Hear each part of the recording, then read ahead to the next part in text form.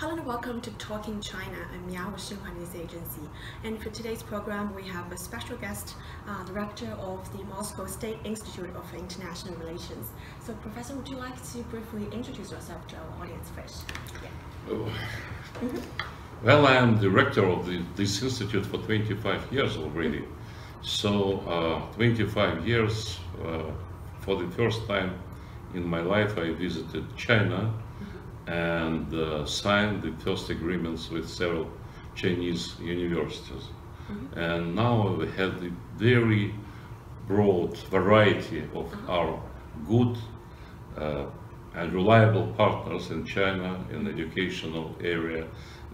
Universities from many areas of China, from Beijing, from Dalian, from Hong Kong, and frankly we are very happy to have such good, strong relations with these universities, because here at this university, since the time of its creation, we've taught the Chinese language, the Chinese history, the Chinese culture. We have the special department of the Chinese language. We have a few very good experts in China, in Chinese politics, in Chinese economy and Chinese political system. So GIMO is one of the centers in Russia of Chinese studies. And that's why I welcome deep from my heart the visit of President Xi Jinping when he was elected and visited Russia for the first time, visited our university. Yes. And spoke before students and the faculty, more than 1,000 people who welcomed him and applauded to his speech. And during his speech, he made some very important declarations about the future of the Chinese foreign policy. Yes. And as we know well, now all these ideas are being implemented by the Chinese leadership, including this idea of broad belt. Belt and Road. Belt, how you call it? Belt and Road Initiative. Yeah, Belt and Road Initiative, which is a very interesting one. And I know that our president, who attended the forum in Beijing not a long time ago, he strongly supported this idea, and he spoke about the harmonization of our initiative of Eurasian cooperation with this Chinese initiative. Yes. And as I know, experts are discussing the practical ways to implement the ideas of both of our leaders. So guys, just for newcomers to our program of Talking China, I am at the office of the rector of the Moscow State Institute of International Relations in downtown Moscow. And joining us today is Professor Anatoly Torkunov. I hope I pronounced that well. And back in 2013, only a few days after Chinese President Xi Jinping took office, he paid a state visit to Russia, and he delivered a speech right here at this very elite university run by Russia's Foreign Affairs So you're now explaining what I said? I know, just because we have new audience coming all the time. The people who are joining us right now. Yes, so we're trying to remind you guys where we are and what we are doing. So Rector, could you, as you said earlier, when the president was here and he came up with the idea, it was actually called a new type of great power relations. So in your opinion, how does that vision impact the future China-Russian relations since 2013? Well, frankly, I think the Chinese approach is very practical. Of course, the Chinese leader is interested to make as great contribution as he can do to the Chinese development, the development of China. And Russia is a very great, huge neighbor of China. And we have very good historic ties. We understand each other. And now, when China is developing so rapidly, we are also interested to have here in Russia Chinese investments, Chinese technologies to develop our Far Eastern regions as well as Siberia. And of course, we consider ourselves to be strategic partners in many areas. But as far as I understand, the president of China will sign several very important agreements during his official visit to Moscow. And the people are saying about agreements worth $10 billion. And I understand that these agreements would play a very important role in pushing our economies of both countries, of course.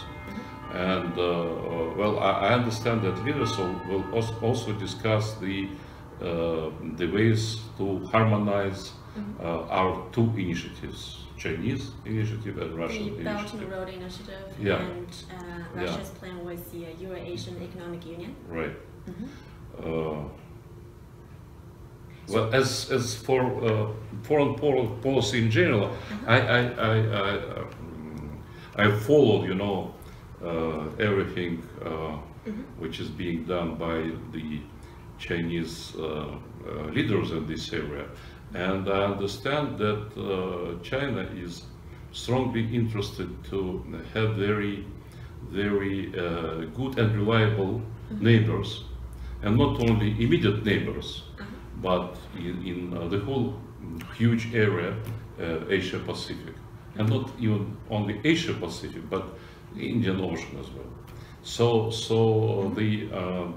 this initiative is directed to create the new infrastructure in the area in general, and this way to give the new breath to the development, economic development of this region, but not only economic development, because President Xi Jinping is saying about the cultural ties, about people-to-people communication. Yeah, people-to-people communication, which is also very important, particularly in our time, which is very controversial.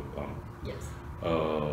So, of course, it will take time, and I think that everybody will exert a lot of efforts to implement all these ideas, but it's possible.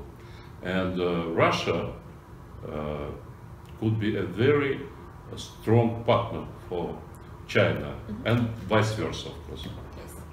So just go backward a little bit when we said the Chinese president in 2013 proposed a new type of great power relations.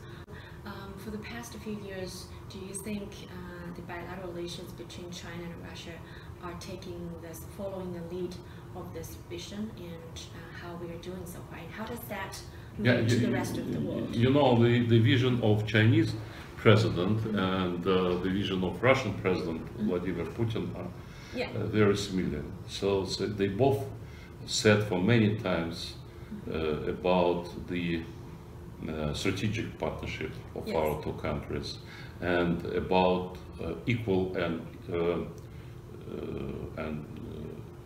profitable for both sides relations between China and the Russian Federation.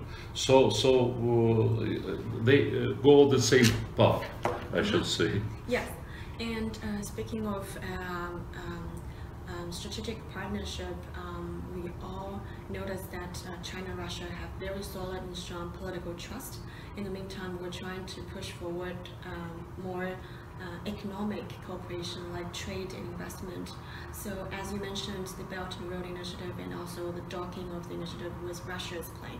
So how do you think we can further push forward economic partnership, and what's the future in terms of which area we can further cooperate and explore, like not only the traditional energy industry but also others? You know, energy will continue to play a very important role in our cooperation. But I think that here in Russia we have in some areas very advanced technologies. Like aviation. Like aviation and space and Yes. and many others, not only in these two traditional areas where Russia is advanced. And I think that China is also ready to propose some new areas of mutual cooperation and mutual beneficial economic development. And this meeting, this visit, is the third or fourth meeting of our presidents only during this year, since the new year. Yes, we had one meeting Third, I in think, May for the Belt and Road Forum in Beijing, and we had another meeting between President Xi and President Putin in Astana last month Right. for the third SCO meeting, the third summit. meeting, right. Yes. And all the time they are discussing ways to promote our cooperation in the future.